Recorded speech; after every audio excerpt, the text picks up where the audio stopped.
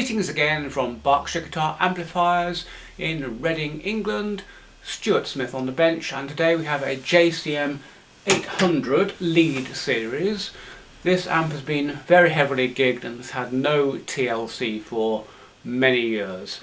It has several issues. I think he said the lead channel doesn't work very well, the reverb is a bit iffy, there's a few bits and pieces. So I think let's power it up and have a little listen and see if we can start a list of problems that need solving on this amp. Right, let's have just a general look over this amp. As you can see, it's ingrained dirt along here, it's never been cleaned. Looks not too bad. The grill's a little bit damaged here and there. The logo is absolutely filthy. The top is ingrained with dirt. I've just whipped the back off, so let's have a quick look round the back. Here we are round the back, and it's exactly as advertised really, just what you'd expect from an amp which has never had anything done to it. Probably been installed in a garage at some point, don't know. Very dirty. Valves look well worn, really old groove tubes. The logo's nearly burned off. What have we got under here? Original valves, I think these are, probably. Yeah, I think these are the original valves in here.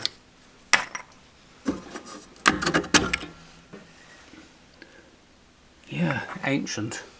So it could really do with a decent going over this amp. Full revalve and cleaning up. This is hanging off here, look. I don't think that's going to be a question of just doing up that nut. I think the next thing to do is to power it up and see what kind of noises it makes. Okay, moment of truth, let's power it up. No drama there. There's a foot switch for this, but I don't have it, so I'm not quite sure how I'm going to change the channel. Anyway, out of standby. I haven't got speaker plugged in at the moment, so I'll quickly do that. Okay, speaker plugged in. Oh well, I've got a signal there. Sounds okay. Oh! Oh dear, this control is terrible. And the gain control is... This is just really, really dirty controls. I don't think it's much more than that.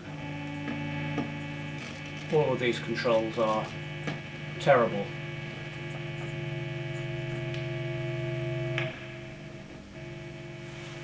Let's see what the reverb's doing.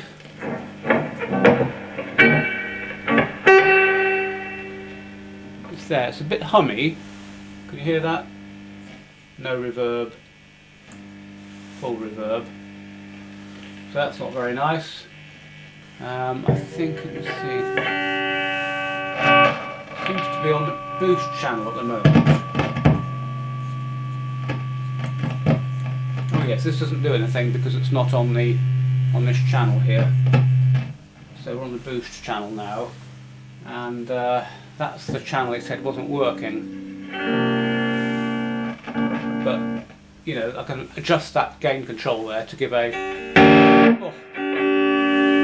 position where there's no signal.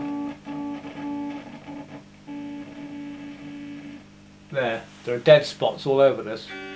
See, there's nothing there at all. I just touch this. It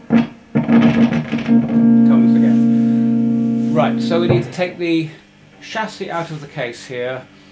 And as a very first thing, well, obviously have a little look around and see what we think about it inside, and clean all these pots. They're absolutely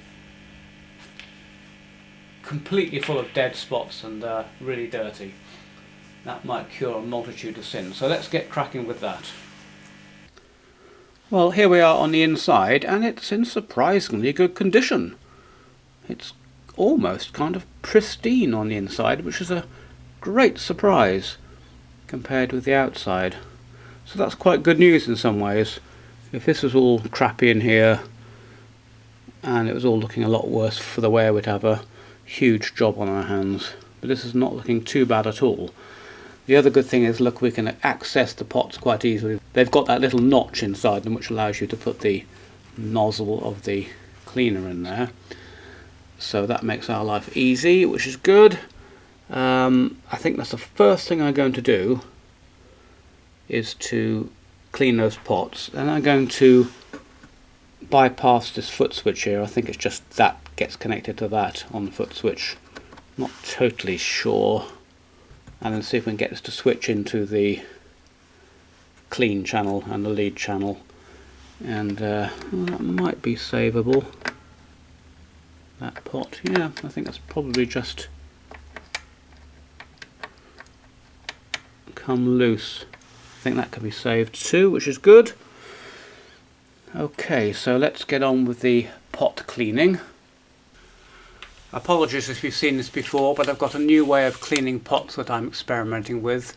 Isopropyl alcohol and a syringe with a non-sharp point. You can get these from eBay for hobbyists. Use them for something or other, I'm not sure what. And so just pour a little bit of alcohol into the top. And we slurp it up with a syringe, and then we can just go along and quite nicely inject it into these pots.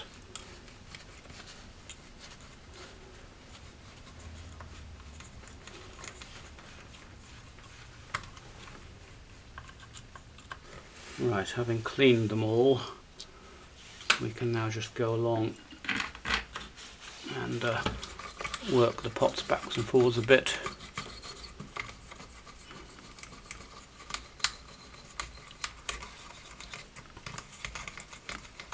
Right, now whilst I think about it, I'm going to try and... Yes, I didn't think this would be straightforward, this little pot here. This is jammed on, this nut on the end here. Is it even the right one, I wonder?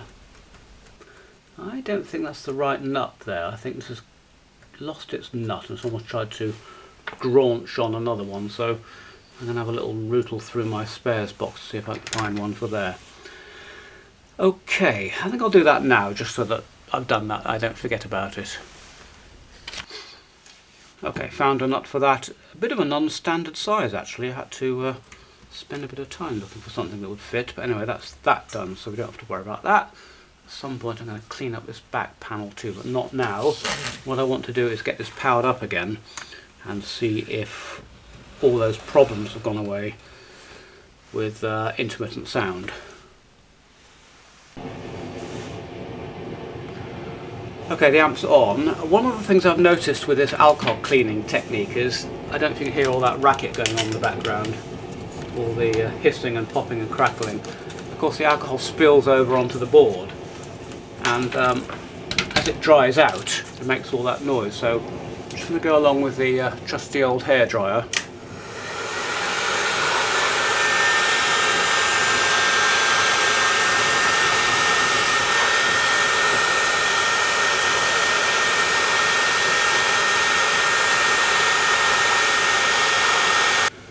Right, that's got rid of a fair bit of that. I think the rest might gradually go. So what's happening here in terms of the signal? Let's have a look.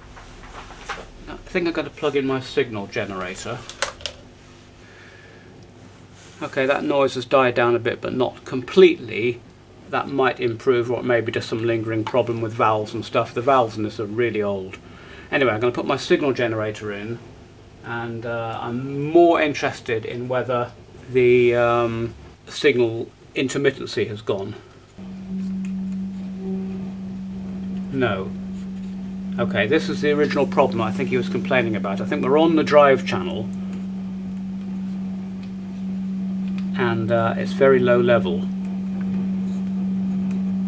But it came back for us when we had the chassis in the case, so it might just be something, you know, totally intermittent. I don't think it's the pots that are causing this intermittency.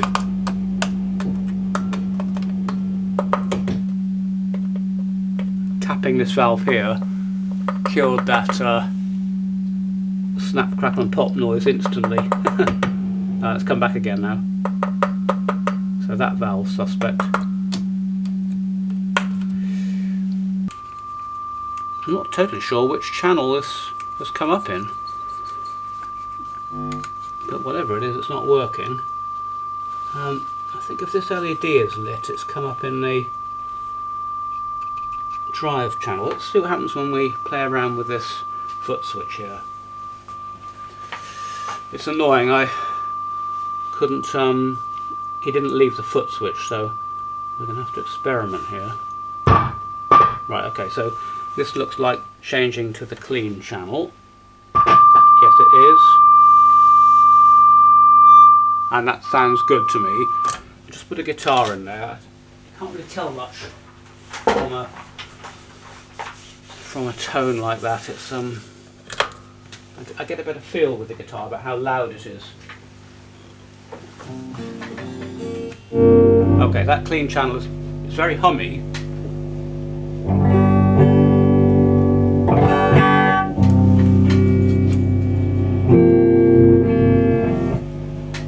Loads of hum on there.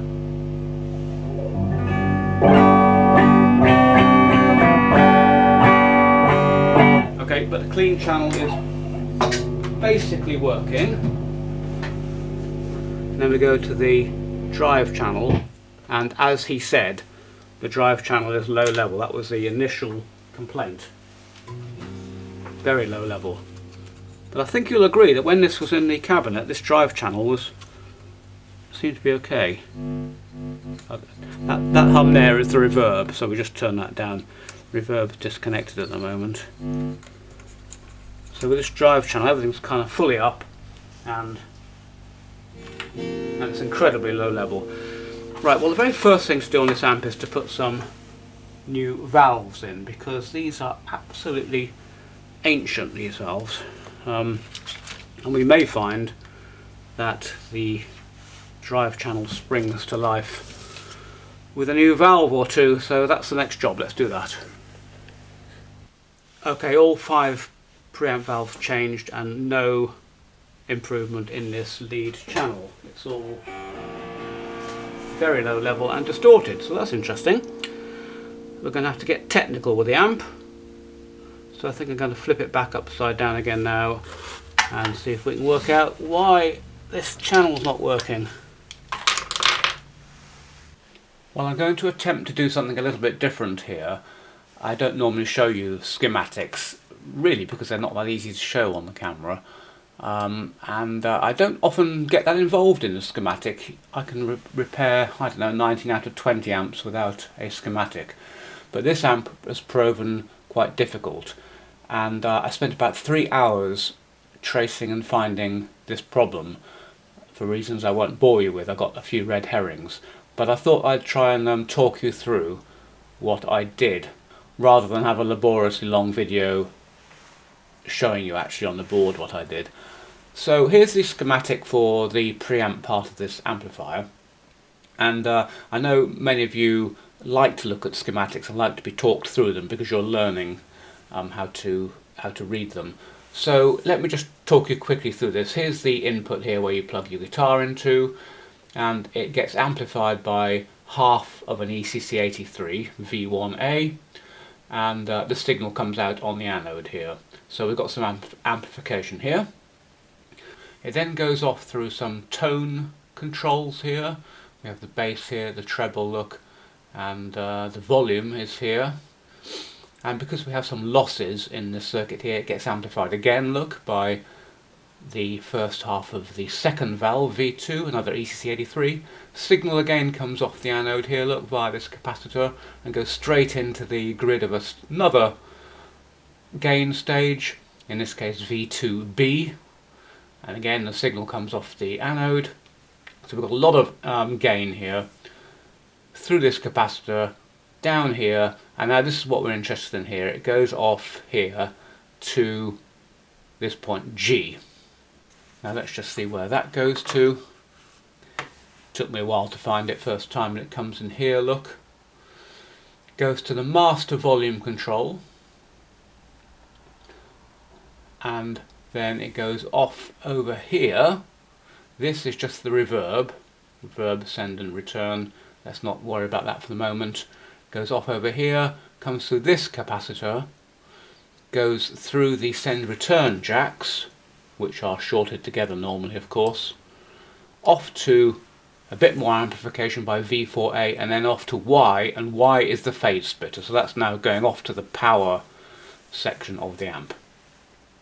So that's the signal path we're interested in, and I had low level on both channels as it happens. Not quite sure why that had changed from when we first looked at the amp, but anyway, everything was working, but very low level, very quiet.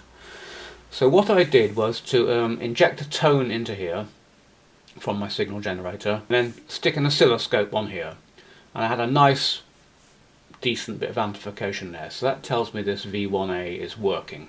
Don't forget we've changed all the valves, so we've eliminated the valves. Through the tone control, I then put my scope on the anode here, and again I had a decent signal. I then put my scope on the anode here, again I had a decent signal. So that now I'm tracing it off round to G here, and trying to trace the signal through, because it's getting lost somewhere. Somewhere that signal was getting reduced to virtually nothing.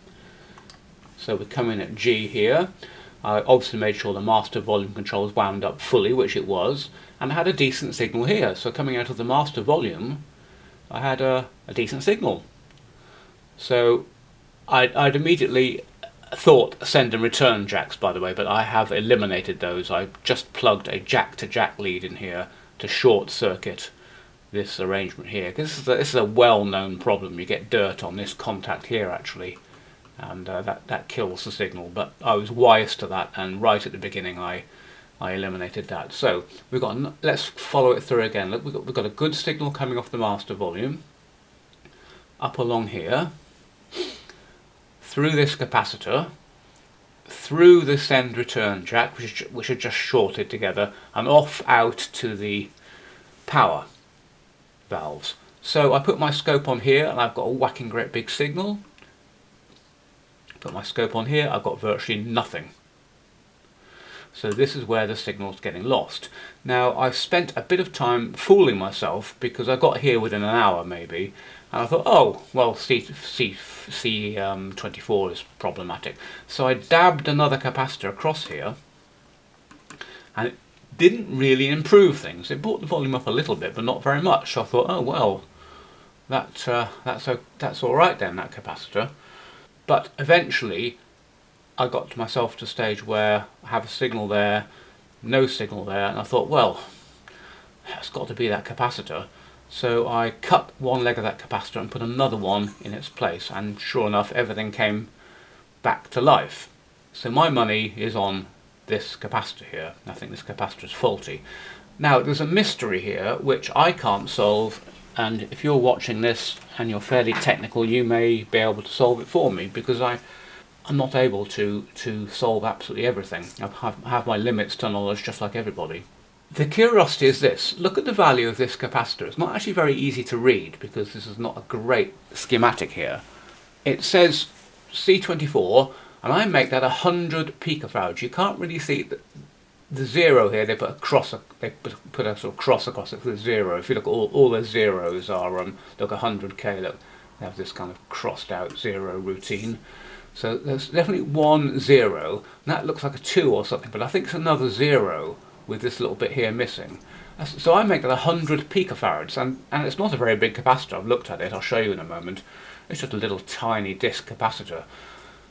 100 picofarads in the main signal path here. I don't understand that at all. Particularly you've got a 2200 picofarad capacitor here, immediately following on from it. Now, 100 picofarads with this 10k to ground here, look, would form a huge potential divider at any kind of sensible frequency. If you want to work out what's the resistance or impedance of that capacitor, use the formula 1 over 2 pi fc, where f is the frequency you're interested in and c is the capacitor. So if you want to know what the, let's call it resistance, it's just easier, what the resistance of that capacitor is at, say, 1 kilohertz, you would plug 1000 into 1 over 2 pi f is 1000, c is 100 times 10 to the minus 12, because that's picofarads. If you plug those numbers in, as I have, that comes out at a 1 meg resistor at 1 kilohertz. 1 meg. With this 10k here, means there's 100 to 1 pad here, 100 to 1 signal reduction in this path here. I simply don't understand that.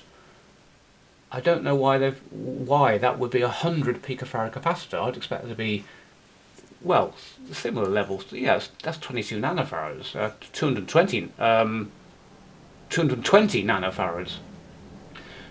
2,000 times bigger than this. These are 10 nanofarads. You know, these are sensible coupling capacitors. Why have they put a 100 picofarad capacitor in there? The effect of that would be to completely kill any base frequency. Only the very highest frequencies will get through. So I'm absolutely mystified by that. I've thought about it, and I don't have an answer.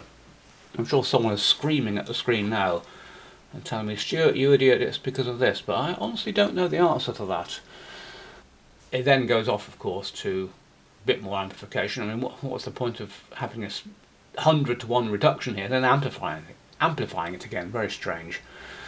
Now, just since we're looking at this diagram, having from the schematics basically, here's the reverb side look, and let's have a look how that works. Look, here's the signal that we are interested in. It was G, and we folded it off over here because that's what we were interested in. But look, it also goes into the reverb amplifier, and this V3 amplifies, goes via a reverb transformer, and then that goes to the reverb spring here. Look, that's the activating coil of the spring that wiggles the slinky spring backwards and forwards, and then this is the receive coil of the spring, which picks up those faint wiggles and produces a little electrical signal.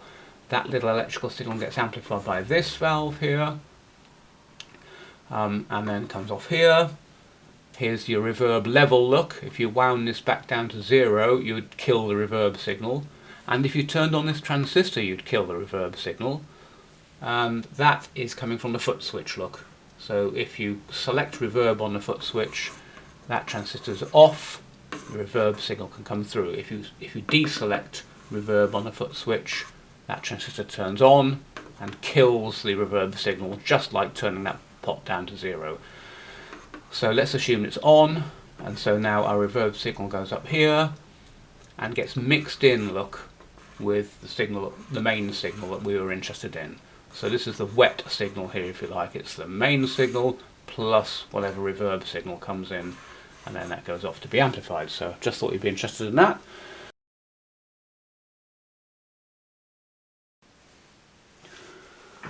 Okay, it's been 3 hours since we last spoke, and I've been 3 hours on the amp. It wasn't as simple as I thought. I'm going to leave all this in because I know some people are learning to be amp techs from these videos, and this sort of thing is extremely useful for them. Sorry if it's not terribly useful for you if you're a guitarist and just want quick fixes. Sometimes the jobs are long and involved and involve a lot of head scratching. Anyway, I made a kind of an error on this, and I was also misled a bit. So let me just show you what I've found. I have actually fixed the problem now. So if you remember, I suspected this capacitor here because I had a big signal here and virtually no signal here. And I was also querying 100 picofarad capacitor into 10k? This doesn't look right to me. This is complete nonsense in terms of circuitry. So after a lot of head scratching, I thought to myself, hang on a minute, this can't be right. The signal can't be getting through this capacitor, or should I say this is not the main signal path. And because they've remoted this capacitor over here, I was fooled. Here's the signal coming in here, through the capacitor, off it goes. Actually, if you look, there's a resistor here, which I had ignored. So there's another path here through this 470k resistor. Now if that cap had just been tacked across there, I wouldn't have got so excited about it, because that would have just been some high frequency compensation. Because it was way over here, it just fooled me into thinking this was the signal path. Now here's another thing that made me think this wasn't the signal path here. Look what we've got here. Here's the signal coming in. Remember, we've got a big signal here through a 470k resistor, through a 10k resistor to ground. Well, that's 470k, that's 10k. You've got a 47 to 1 reduction in signal from here to here. So no wonder I was getting a small signal here. Forget this cap completely, it's nothing to do with it. No wonder I was getting a whacking great big, let's say 5 volt signal here and a 50th of that signal here. Well, you've got a potential divider here doing precisely that. Now why they've done that, I don't know. They've gone to huge lengths to amplify up this signal only to pad it back down again to a 50th of its level to send off to the effects send and return. And then when it's recovered from the effects return, what happens again? It gets amplified again by another huge amplifier. So this is very bad audio practice to reduce a signal like that only to amplify it again. So very bad practice to take an audio signal, reduce it by a factor of 50 and then amplify it again by a factor of 50. Why is it bad practice? It just causes a lot of noise. That's a great way of getting noise in an audio circuit. I can't spend time thinking about why they might have done this arrangement here. Who knows? Now, so here's what I did. Of course I stuck a scope on here on the anode of V4 and I got a lovely big signal. I'm not daft. I've got a great big signal there, so we have a great big signal here, nothing here, great big signal there. And I just couldn't work out what was going on, scratching my head, spent hours messing around, only to discover that this valve here is not V4A at all, it's V3A. And I only discovered that by a freak accident. I pulled V4 and it didn't affect the signal at all. I still got the same low-level tone coming through, whether V4 was in or not. And this goes off the phase splitter, so that couldn't possibly be right. And that tipped me off that this was not V4 at all. Eventually I discovered it was V3. Now, finally, I have put a new set of valves in this, by the way. These are all brand new valves. And so now I start looking around here. This is obviously deliberate to reduce this signal here. So the low signal I was getting here is correct. It was just 100 millivolts or something, a couple of hundred millivolts. This has a gain of about 75. The gain is that resistor divided by that resistor. So 100k, 1k5. I haven't worked out exactly, but it's sort of 75-ish. So if you have a couple of hundred millivolts here, you've got 15 volts or something there, which is about right.